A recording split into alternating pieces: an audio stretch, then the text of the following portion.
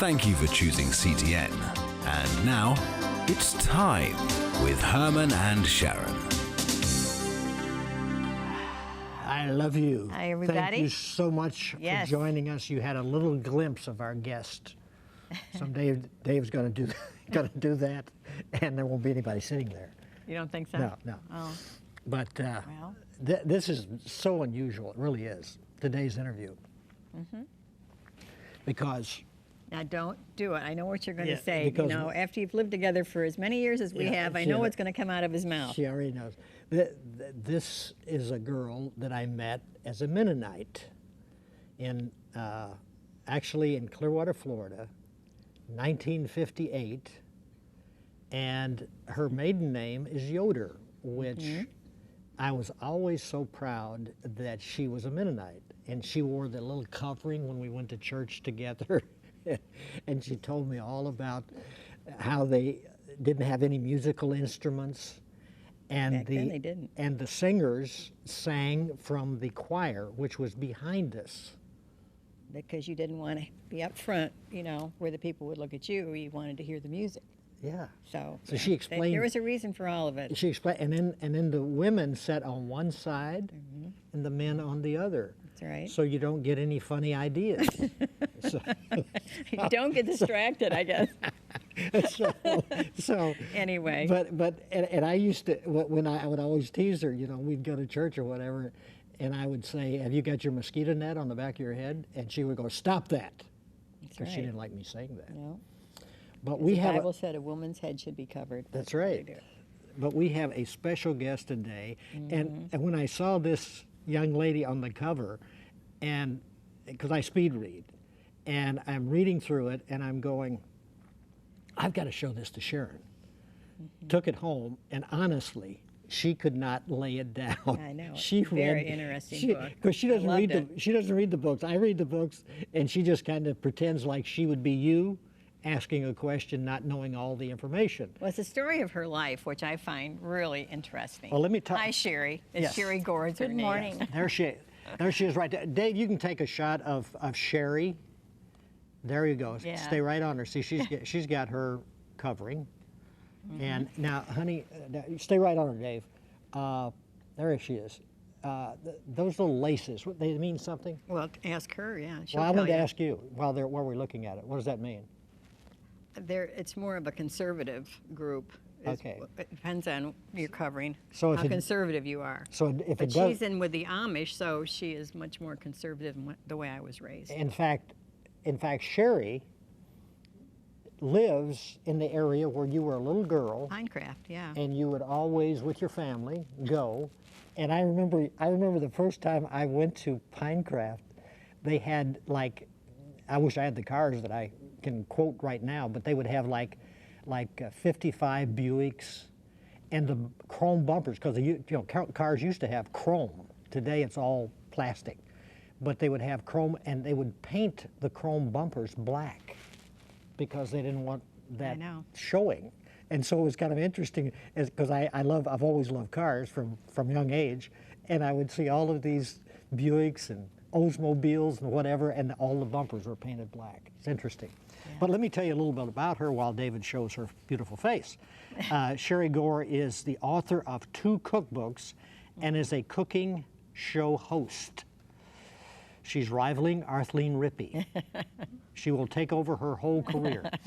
She is a weekly scribe for The Budget, a national weekly newspaper established in 1890. Written for and by members of the Amish. The National Geographic Channel featured Sherri's prominently in their series, Amish Out of Order. Her culinary adventures have been seen on The Today Show, NBC Daytime, Mr. Food's Test Kitchen, and more. And her book is This is her life really story. fascinating, The Plain Choice. So it's so nice to have you. Well, thank you. And I'll tell you, Herman and Sharron, this book was much more difficult to write than any cookbook I that can that I imagine could it ever was. create. Yeah. This came out of you. I had to You were dig. vulnerable. I had to dig Yeah. really deep, Yeah. and oftentimes I virtually was reliving it, you know, in my mind. Yeah. Somehow, I'm a speed reader, just as you are. Oh, good. But I have the type of memory that I can picture it. I can still remember the smells, the sounds, what people were wearing, and things like that. And so that helps when you're a writer, but it's not very handy when you want to forget things. I know. That's right. Can we start at the girl on the curb? Yes. Let's. Yes. I mean, My prologue. let's begin, and that'll just be our starting point. Sure. Tell us. So I had walked out of the hospital. My daughter was in day treatment, and I saw this young woman who had visibly been beaten around the face, and she didn't look like she had anywhere to go. So I asked her, could I offer her any help? And she didn't think there was anything that I could do. And I said, how about a ride? And she said, well, to where? And I could tell by her words that where meant she had really no place to be. No one was expecting her. And I knew what that felt like. It reminded you of your life, didn't it? It did, of people not knowing where you were and not expecting you. And if you didn't show up, no one would know. So I offered her a ride to the town where her family was. And we ended up spending the next hour having a heart-to-heart talk. She thought initially that I wouldn't understand anything of her life. And so I shared some of my background, how I had been homeless at one time as a teenager, and I understood how young women can find themselves in a place that they never envisioned for their own life, whether by making bad choices, which I made a lot of those, or circumstances that are beyond our control. You know, both of those components can play into that. So I wasn't sure what her background was, but what was important wasn't what was in her past, it was where she was going. And I wanted her to know what I knew about Jesus, and she allowed me to share my my love for him and what he could do for her. And she listened, and we both cried, and we just held hands and wept for quite a long time. You have a before we real parted. you have a real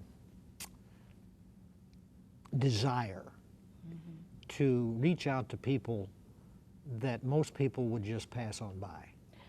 I do, and I've been that person. I've been overlooked. And like I said, sometimes those circumstances are beyond our control, and we think that we're unredeemable, and it's a lie that I was living with for so many years. And I want these people to know you have worth, you are redeemable, and you don't have to do anything to gain it. You just have to accept it. That's all. It's a gift. What happened in your life that brought you to that sad part of your life where the book begins? Probably the death of my father was the turning point for me. That's not mentioned in the beginning of the book, that does come later, but the death of my father, whom I had a very difficult relationship with, I knew that my father loved me, that there was no doubt. He would tell me that he loved me, and I so appreciated that. But I needed to know that I had worth in his eyes. I needed to know the things that had happened in my childhood weren't my fault, that I wasn't to blame, and that I was okay. I just needed to be told, you're worth something to me. I didn't feel that I did. Did the marriage breakup create that? Whose marriage? Your mom and dad? No, I don't believe so. Okay. I don't believe that had a play into it, no. I do believe that oftentimes when my father looked at me, I was the result of a bad decision that he had made, and a bad experience that he had lived through. And you which was felt divorce. his affection move to another person? Yes, I did, yes. And that hurt? Tremendously. Oh, absolutely tremendously. Wow. So you didn't feel comfortable in their home, maybe, with the... Well, I loved my parents. I grew up with my father and my stepmother, and I loved them. And my brother and I had gone to go live with them at a very, very young age. Each of us was very young. And then they had 2 more children, and we all adored them. They were so terribly cute. Who wouldn't? Yeah. But the attention shifted off my brother and I to my sisters. Yeah. And that hurt? It Now, did. if I remember, you were doing very well in school, and then something took place where you were bringing home Fs. And your dad, who was very smart. Yes, he was, 'Cause he was- especially in math, he was in- which is where yeah. my biggest weakness. He was in computers before computers were in the known by everybody. In the 60s he Yeah. was. He knew what was coming, and so he wanted to educate himself, so he did. So he's that kind of intellect, and now he's seeing his daughter. As a flunky. Yeah, so, and he even voiced that, didn't he? Yes, constantly, yes. But I didn't have to get all Fs. The one year when I was in the 8th grade, I brought home a report card that was straight Fs. And you would think, well, surely, you know, I would have had to stay back a year. But during the 8th grade, it does not go toward any credits of graduation. So they said, because they knew that I wasn't lacking, you know, in intelligence or anything. There was an internal problem that no one bothered to look for. I was promoted to the next grade, and so each year I just continually kept bringing home Fs every year, and it just didn't change until I went to an alternative school in my senior year. Everything changed. I was getting A's, and I was gaining enough credits, making up for all those lost years. I was gaining enough credits to graduate. I went to school just from 8 to 11:30 each day. I just had 3 teachers, 3 classes, and the teachers, they liked spending time with me, and they wanted to be there, and I wasn't very kind to them, which is kind of common in high school, even today it is. Yeah. I could have been nicer, but I didn't understand why they were nice to me, and so I really tested them, and then I discovered that they were there on their own free will. It wasn't community service. Wow. They wanted that job, and they wanted to be there, and they cared about my future. And so I took that to heart, and I wanted to do good. When my English teacher, Mrs. Telfer, was teaching me, and when she was proud remember of the me, names? Oh, I remember all of them. Yes, yes, I do. And I'm actually in contact with my math teacher even today. You're on We're friends. Facebook? Yes, I'm Facebook friends with my math teacher. Oh, She's that's lovely. great. Yes, yes. Yeah, we're going to go through parts of the book, and that'll tease you folks that are watching to get a copy. Because if she has a book she can't lay down, that's pretty good advertisement for you, that when you start reading it, you're going to find, oh my goodness, this is amazing. So, but the blonde, a bleached blonde in LA riding a motorcycle at night, and a disc jockey, who am I talking about? That was me. That was Sherri Harris. Now let me see. Let me see if I can get that picture. Sherri, bleached blonde, Yes. L.A., riding a motorcycle and a disc jockey. Yes, I went to work each day at Fred Siegel, and I had a sound booth that was made of plexiglass, and Fred Siegel is an upscale store for the very affluent and celebrities to shop without any hindrance of being bothered while they're shopping, and they can request songs. So that was my job, and I absolutely loved it. Okay, now it's in the book, but just very briefly, how did you try out for a disc jockey? I think I was put in the sound booth. I was a roller skating instructor at a skating rink, and I had an accident that had taken me off the skating floor for a while. So the owner of the skating rink put me in the sound booth, and some people said, "You sound like an elevator tape recording. You sound awful." And I told him I won't do this again, and he said, "Yes, you can do it. I know you can. I think there's something in there." So I continued to do it, and each day obviously I improved, and then I just found my own voice. Now I remember it's in the book, so you have to read the whole details. But you got into a conversation. You were actually on air, and it was just yes. like you were just like we're doing right now, and you just started talking. I snuck into a radio station in Los Angeles. Yeah. That was at Power 106 with Jay Thomas as the host. Yeah. L.A. Yes, and Monica Brooks. Yes. I wanted a job. I didn't know anything about having an agent. I didn't know about an FCC license. Yeah. I had just come from a skating rink and had been working, at Fred Siegel as a disc jockey. So I just went in, and they allowed me to go on the air, and I did a little pitch, and so that was a pretty fabulous day, Now, one that I won't ever forget. When did the life take a turn? You had a couple abortions.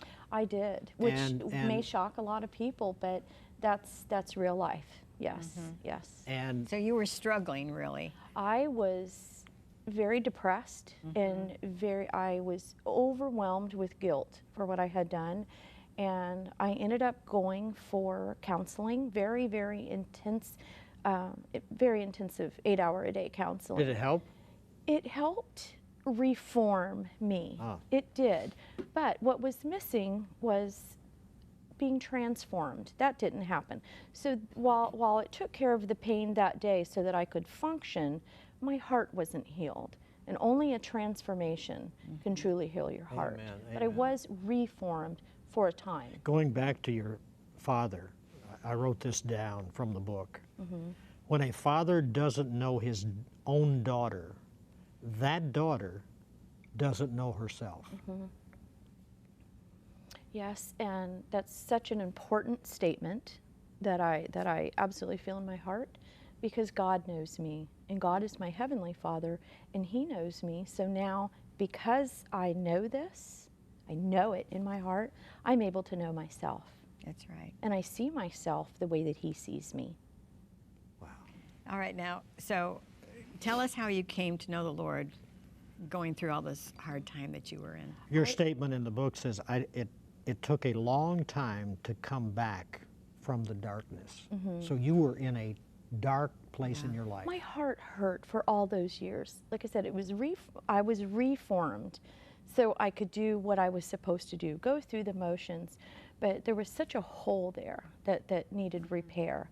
And I looked under every rock, so to speak, you know, that little cliche of, you know, will this help? Will this help? Will this make me feel better? Maybe for a time it did, but then that good feeling that you get from things would always dissipate, and then the next day you would have to go find something else that would fulfill you temporarily. So it was on the prompting of a neighbor who really pestered me, and I don't say that lightly, pestered the daylights out of me to go to church. And I finally decided that I'll just go, I'll get her off my back, and I'll tell her, see, I went, I didn't like it, so don't ask me to go, and then we'll be done with it. But that's not what happened at all, and no one was more surprised than I. I went to church with her, and What kind of church was it? It was a Baptist church, yes, and there were God bless those Baptists. absolutely. Yes. They care very, very dearly for your soul, and I so appreciate that, and I always will. I have great respect for that. And I was sitting in the pew, and the topic was actually on the sanctity of life, and it was something that I had never been taught, but had experienced. Through the abortions that that I had had. So the minister was standing at the front of the church, and he said, he was saying all these things that I had been told for years. Oh, you're going to go to hell. And yes, I didn't know Christ, so that was true. But what I was being told that were lies was, there's no hope for you. There's a special place in hell for girls like you. I don't think they're special of anything in hell at all. That doesn't exist. Yeah. It's just dark. It's just dark, and it's terrible, and none of us want anything to do with that. So I thought that there was no hope for me. I kept hearing from people, oh, you're so bad, that you just stay away from us. We don't want your kind. And that You're hurt. sitting right there to prove that there is hope. There absolutely is. So I'm hearing this message that finally, after all those years, penetrated my heart. It was a personal message that the pastor had no idea, what I had lived through, but he didn't need to know. God, I was God's child. God Holy knew. Spirit drew you. Exactly. Yes, he knew what I had experienced, and he knew what I needed to hear, and that was the day for salvation for me. So I was plucked out of the mire. Amen. Amen. Yes, and I went to the front of the church to pray. Yeah. I want to get through to this before we run out of time, but where does the Amish part come into your life? Well, that actually didn't transpire for a couple of years, but it was the most wonderful thing. It was the second most wonderful thing I think that's ever happened to me, next to having my children. Being a mom is very important to me. We got about 8 minutes. So, Okay. yeah. So I was living a plain life, not knowing even what the term meant, had never heard it before, but I was living life as plain as I could, just extremely conservative. I needed to make safeguards in my life and wanted set boundaries. I did, because of the way that I grew up and the bad choices I made. I not only wanted to stay faithful, but I wanted to be used of God, and I knew that I had to place these safeguards to remain faithful. So that's what I was doing.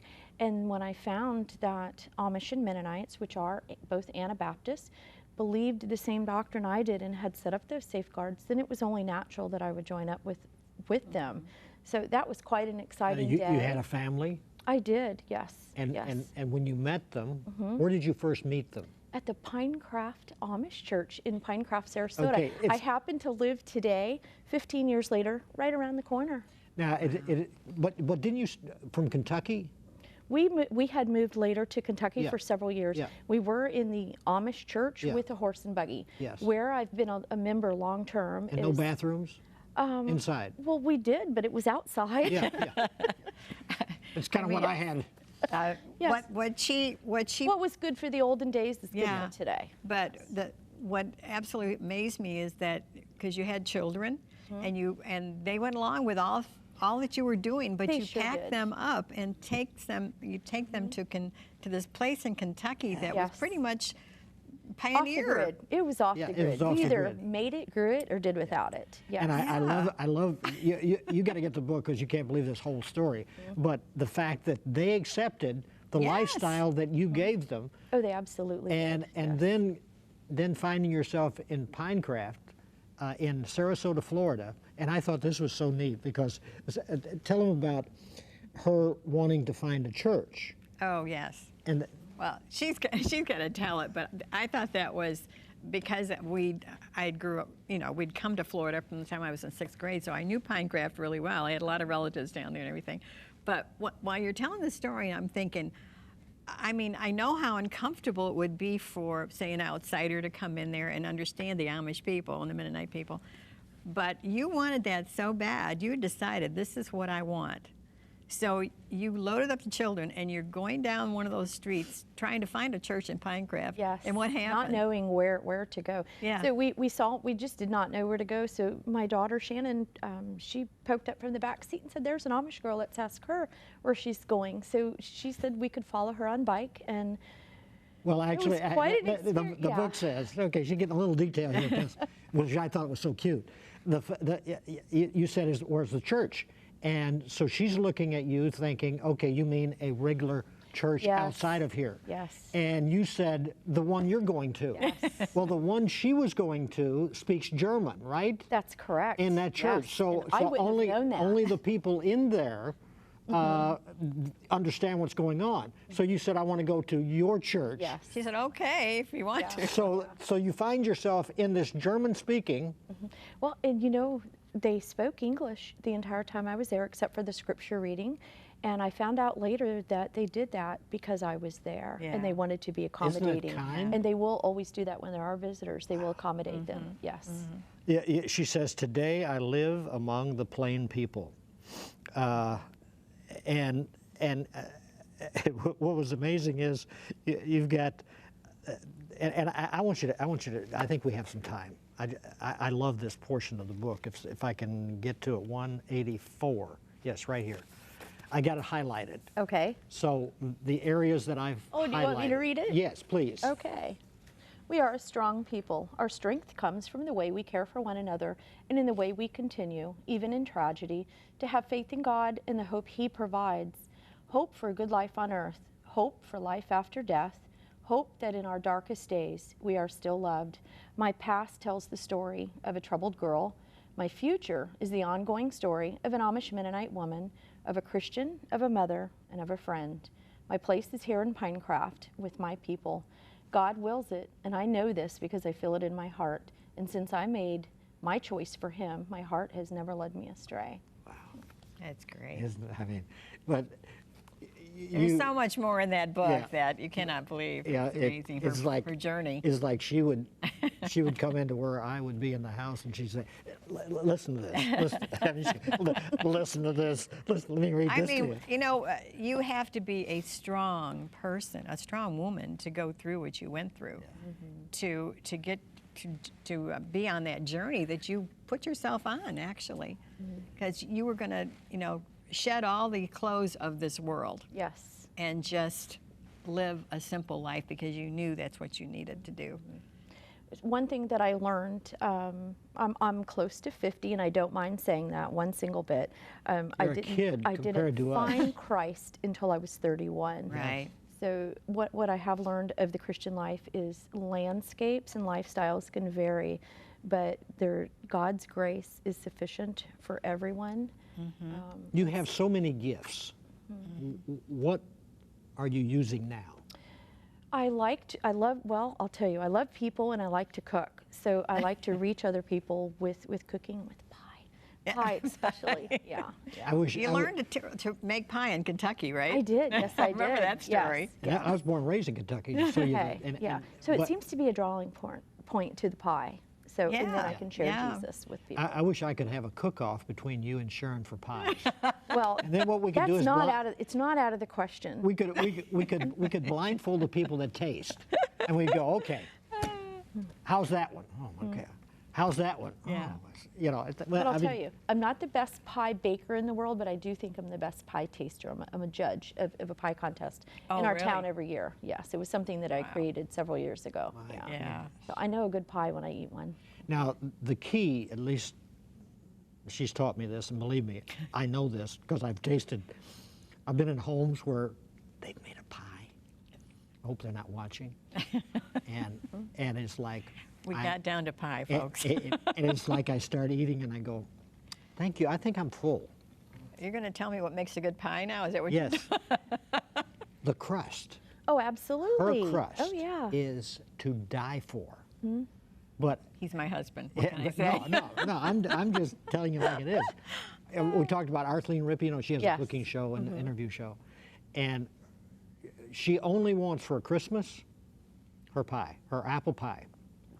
True. Well, I think I'm the only person that that brings a rolling pin on their vacation. That really irked my children one time when we went to Indian Rocks Beach, and I tucked my rolling pin into my suitcase, and they thought that was odd, but I don't go anywhere without a rolling Good for pin. you. that is a really neat story. Sherri, I love that. That camera right there is yours. Sure, Christ, we have about a minute and a half.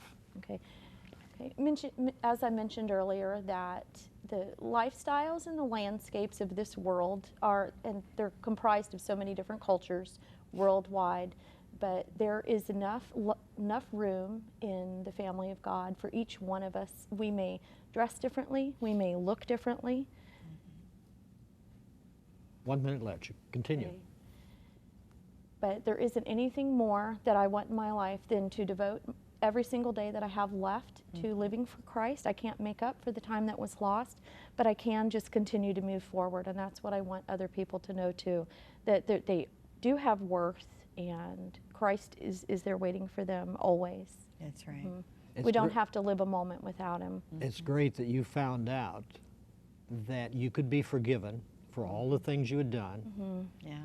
And gone. Trust Christ. He would come in and cleanse you of all of that sin. And that's what He'll do for everyone watching right now. None of those sins were too terrible to have been forgiven Yes. That's why He died on the cross. His blood was shed to give us forgiveness of our sin and to cleanse us from all unrighteousness. That's right. He'll do it for you. God bless you. Bye-bye. Thank you for watching It's Time. If you have recently made a decision for Christ, Herman and Sharron would like to hear from you.